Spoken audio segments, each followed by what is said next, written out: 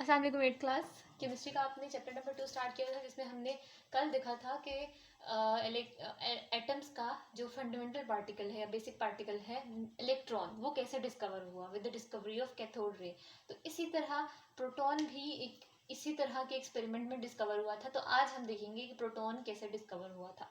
ठीक है, तो proton was discovered by Goldstein in 1886।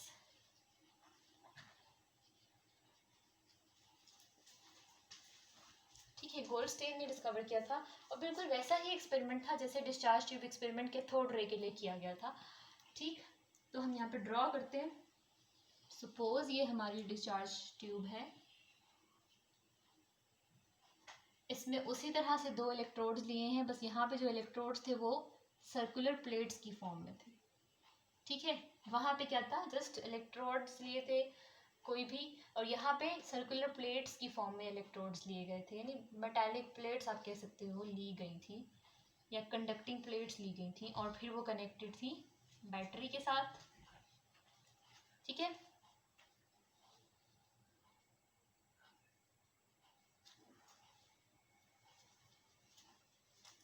बस इसमें एक और डिफरेंस था।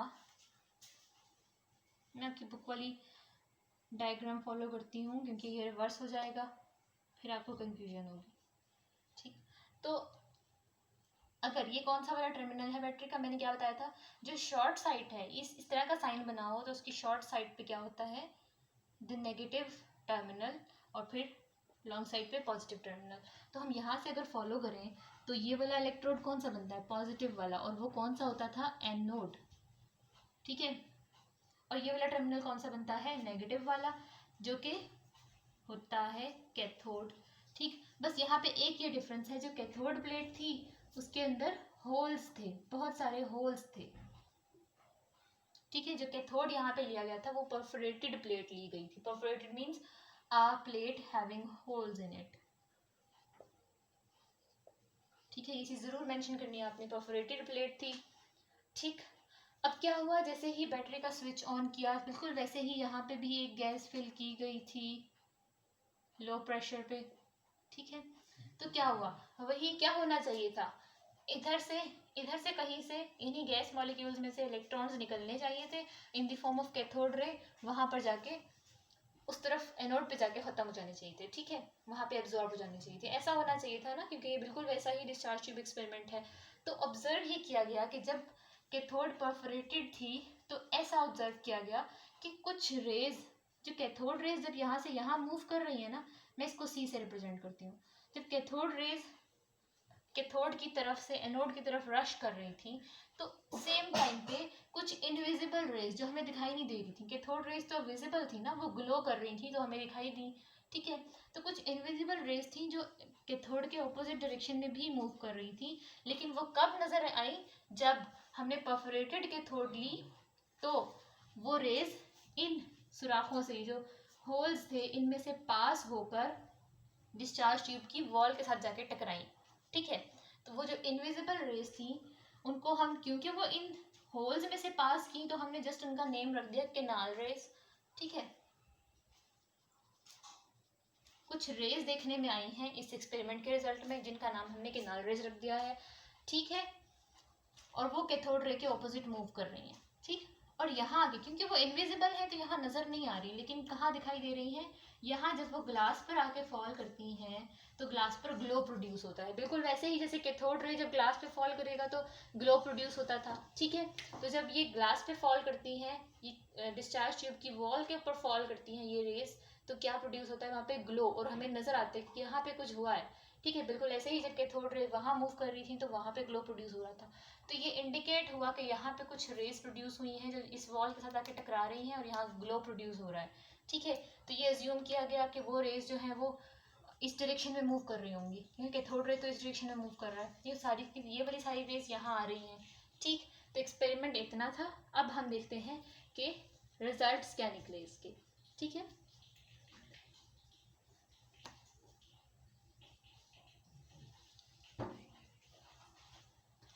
मैं साथ साथ इसकी कैथोड रे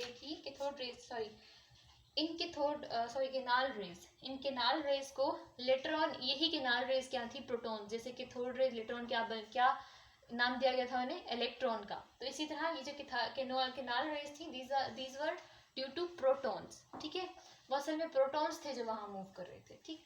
तो मैं उनकी प्रॉपर्टी स्टडी कर रही हूँ, आप देखो पेज नंबर 29, बिल्कुल पेज के एंड पर दिया हुआ है फिगर के बाद। जो फर्स्ट प्रॉपर्टी है मैं उसको रीड कर रही हूँ। These rays travel in straight line in a direction opposite to the cathode rays। हमने cathode rays में क्या सबसे पहली प्रॉपर्टी देखी थी, cathode rays travel in a straight line, but किस डायरेक्शन में, cathode to anode, ठीक है। यहाँ पे क्या था, canal rays travel in straight line, ठीक है, but in opposite direction to cathode rays, cathode के बिल्कुल ऑपोजिट मूव करती थी। क्या मतलब कि किनाल रेज कहाँ से कहाँ मूव करती थी, from positive anode to the negative cathode, ठीक है, क्योंकि कैथोड रेज किधर मूव करती थी, फ्रॉम नेगेटिव टू पॉजिटिव, ठीक है। नेक्स्ट प्रॉपर्टी देखते हैं हम। Their deflection in electric and magnetic field proved that these are positively charged। बिल्कुल ऐसे ही जैसे हमने कैथोड रे के लिए देखा था कि अगर कैथोड रे ऐसे स्ट्रेट मूव कर रही हो और हमने यहाँ पे कोई इलेक्ट्रिक प्लेट्स लगा दी हैं, तो क्या ये कैथोड रेज उनकी तरफ बेंड होती है या नहीं, तो वो बेंड हुई थी किस तरफ, कैथोड रे नेगेटिवली चार्ज थी तो वो पॉजिटिव प्लेट की तरफ डिफ्लेक्ट हुई थी, ठीक है। तो इसी तरह हम एनोड रे के साथ भी एनोड रे नहीं, किनाल रे के साथ भी कर सकते हैं, ठीक है। तो जब किनाल रे को इलेक्ट्रिक फील्ड में स्टडी किया गया तो स्ट्रेट मूविंग जो किनाल रेज थी वो इंस्टेड ऑफ मूविंग स्ट्रेट वो किस प्लेट की तरफ डिफ्लेक्ट की होंगी,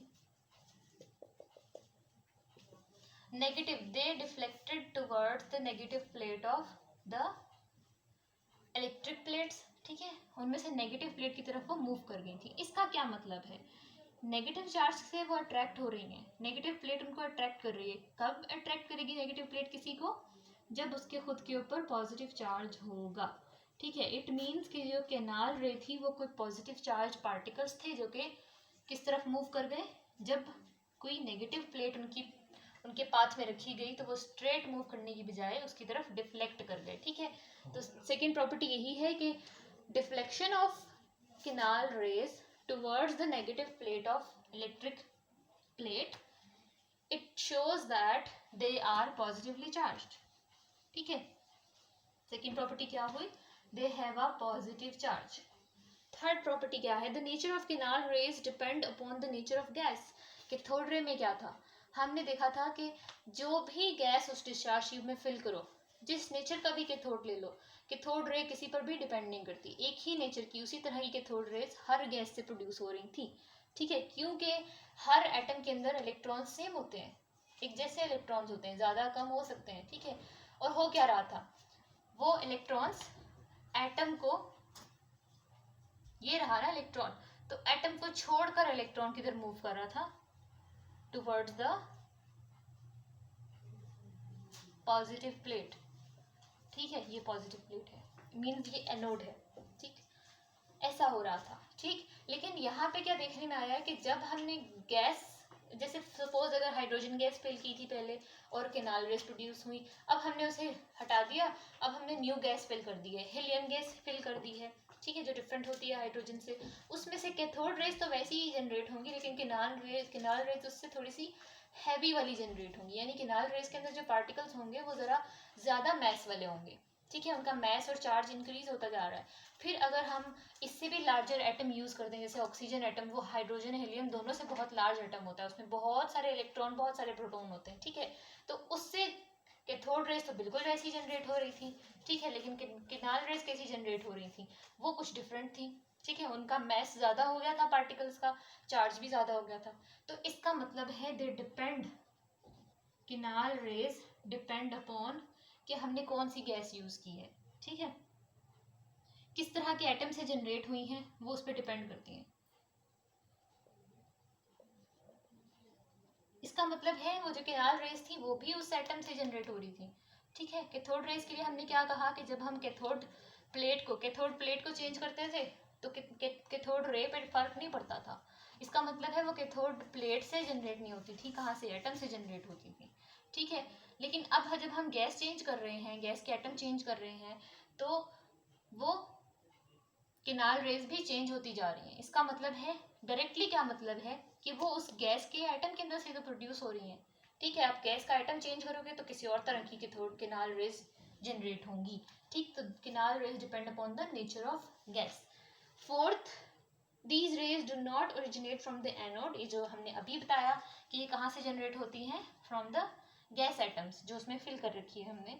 in fact these rays are produced when the cathode rays और electrons collide with the residual gas molecule present in the discharge tube and ionize them as follows, ठीक। तो suppose ये एक एटम है उस गैस का जो हमने डिस्चार्ज ट्यूब में फिल की है, ठीक है। तो जब हमने इलेक्ट्रिक फील्ड अप्लाई की, मींस बैटरी का स्विच ऑन किया, ठीक है, एनोड और कैथोड के ऊपर बहुत ज़्यादा चार्ज आ गया, ठीक। एनोड ने और कैथोड ने वहाँ पे जितने पार्टिकल्स थे सबको अट्रैक्ट करना शुरू किया, ठीक है। तो इस एटम के अंदर हम इसको ऐसे रिप्रेजेंट करते हैं कि इसके सेंटर में, जैसे हमें अब तो पता है ना कि एटम के जो अराउंड शेल्स में इलेक्ट्रॉन्स होते हैं, ठीक है, लेकिन प्रोटॉन कहाँ होते हैं, एटम के सेंटर में होते हैं, ठीक। ये तो हमें पता है ना, ठीक है। यही चीज ये चीज हमने एटॉमिक नंबर में और एटॉमिक मास में पढ़ी है, ठीक है। वो क्या था, sum of proton present in the nucleus, ठीक। तो इसका मतलब है कि ये हमें पता है कि प्रोटॉन्स कहाँ पे प्रेजेंट है, एटम के सेंटर में प्रेजेंट है, ठीक है। तो हुआ क्या, जब पॉजिटिव प्लेट ने, एनोड ने इसके इलेक्ट्रॉन्स को अट्रैक्ट किया तो इलेक्ट्रॉन्स यहाँ से निकल के एनोड की तरफ चले गए। अब जब इलेक्ट्रॉन्स चले गए हैं इसमें से, पीछे क्या रह गया है, जस्ट पॉजिटिव चार्ज। इलेक्ट्रॉन्स तो निकल गए, पीछे क्या रह गया एटम के पास, सिर्फ पॉजिटिव चार्ज, ठीक है। तो ये जब पॉजिटिव चार्ज मूव करेगा तो इसका क्या मतलब है, प्रोटॉन्स आर मूविंग, ऐसा ही है ना, ठीक है। तो प्रोटॉन्स किस तरफ मूव करेंगे, यहाँ अगर एनोड लगी हुई है, अगर एनोड यहाँ पर है और नेगेटिव चार्ज उस तरफ मूव कर रहा है, तो पॉजिटिव चार्ज को कहाँ जाना चाहिए, कैथोड के पास जाना चाहिए ना, ठीक है। इसीलिए एनोड रेस कहाँ, सॉरी किनाल रेस कहाँ मूव कर रही थी, ये अगर कैथोड रे इस तरफ मूव करती है तो किनाल रे उसके ऑपोजिट मूव करती है, फ्रॉम एनोड की डायरेक्शन से किस डायरेक्शन में जाते हैं, कैथोड की तरफ, ठीक है। तो ये समझ में आ गया कि कहाँ से जनरेट होते हैं, जब किसी गैस के एटम में से इलेक्ट्रॉन्स रिमूव हो जाते हैं तो उसके पास सिर्फ और सिर्फ पॉजिटिव चार्ज बचता है, और वो पॉजिटिव चार्ज किसकी वजह से होता है, प्रोटॉन की वजह से। तो वो प्रोटॉन रे की फॉर्म में फास्ट मूव करेंगे इस तरफ, कैथोड की तरफ, ठीक है। तो किनाल रेज जनरेट होंगी, ठीक। तो इसको ऐसे रिप्रेजेंट किया है आपकी बुक में, एक न्यूट्रल एटम है, एम से हम रिप्रेजेंट करते हैं। क्या हुआ, उसमें से अगर इलेक्ट्रॉन निकल जाए तो क्या रह जाता है, जस्ट पॉजिटिव चार्ज, ठीक है। फिफ्थ पॉइंट है, mass of these particles was found equal to that of a portion of a proton और सिंपल मल्टीपल ऑफ इट। यानी जब हमने ये जो कैनाल रेस के पार्टिकल्स थे, इनका मैस देखा कि एक पार्टिकल का कितना मैस है, तो हमें पता चला कि जितना प्रोटॉन का मैस होता है ना, ये मैस तो उतना है, ठीक है। लेकिन जैसे जैसे हम गैस चेंज करते थे, जिन गैसेस में ज़्यादा प्रोटॉन्स होते हैं, जिस एटम के अंदर ज़्यादा प्रोटॉन होते हैं, तो क्या होगा, वो 2 प्रोटॉन वाली अगर एटम होगा तो वो डबल मैस देगा, ठीक है, प्रोटॉन से डबल मैस देगा, मीन्स 2 टाइम्स प्रोटॉन होंगे। कोई और हम गैस ले लेते हैं, लिथियम ले लेते हैं, जिसमें 3 प्रोटॉन्स होते हैं, तो उसके अंदर 3 प्रोटॉन्स का मैस आएगा कैनाल रे में, ठीक है। अगर हम कोई और ले लेते हैं, मीन्स ऑक्सीजन ले लेते हैं, तो फिर 8 का आएगा, 8 प्रोटॉन्स होंगे उसके अंदर, तो 8 प्रोटॉन का मैस आएगा उस कैनाल रे के अंदर, ठीक है। तो इससे ये भी जस्टिफाई हो गया कि वो गैस पे क्यों डिपेंड कर रहा था, ठीक है। तो जब किनाल रेस के पार्टिकल्स का मैस देखा गया तो ये मैस इलेक्ट्रॉन से तो बहुत बड़ा मैस था, 1840 टाइम्स ग्रेटर मैस था। लेकिन जब इस मैस को हम डिफरेंट गैसेस में देखते थे तो किनाल रेस के एक पार्टिकल का मैस ऐसा होता था कि या तो स्मॉलेस्ट जो मैस देखा गया वो था इक्वल टू प्रोटॉन, ठीक है, या तो वो प्रोटॉन के मैस जितना होता था, या फिर वो 2 double of proton, triple of proton, 4 times of proton, इस तरह से whole number multiple of proton आ रहा था, ठीक। तो हमने क्या एज्यूम किया कि हर एटम के अंदर डिफरेंट डिफरेंट प्रोटॉन्स होते हैं ना, 2 प्रोटॉन, 3 प्रोटॉन, 4 प्रोटॉन, 5 प्रोटॉन, इस तरह से, ठीक है। तो वो किनाल रेज असल में क्या थी, दे वर एक्चुअली द प्रोटॉन्स। जब इलेक्ट्रॉन निकल गए तो सिर्फ प्रोटॉन बच गए थे, वही प्रोटॉन्स किनाल रे की फॉर्म में ट्रेवल कर रहे थे, ठीक है। तो इसका मतलब है हर गैस में से अगर प्रोटॉन मिले हैं तो इसका मतलब है हर मटेरियल के अंदर जिसमें भी एटम होगा, एटम के अंदर प्रोटॉन तो जरूर होंगे, ठीक है। तो ये प्रूव हो गया कि प्रोटॉन भी एटम का मस्ट पार्ट है, ठीक।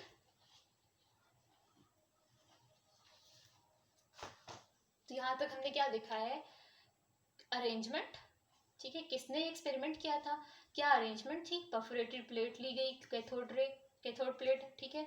और फिर उसके बाद कैथोड रेज जनरेट हुई और फिर उसके ऑपोजिट एक रे जनरेट हुई जो हमने देखी कैथोड की तरफ जा रही थी, ठीक है। फिर हमने उसकी प्रॉपर्टी स्टडी की और फिर हमारे पास रिजल्ट क्या आया, that canal raise were actually the protons, fast moving protons, ठीक है। तो प्रोटॉन हर एटम के अंदर होते हैं, ठीक।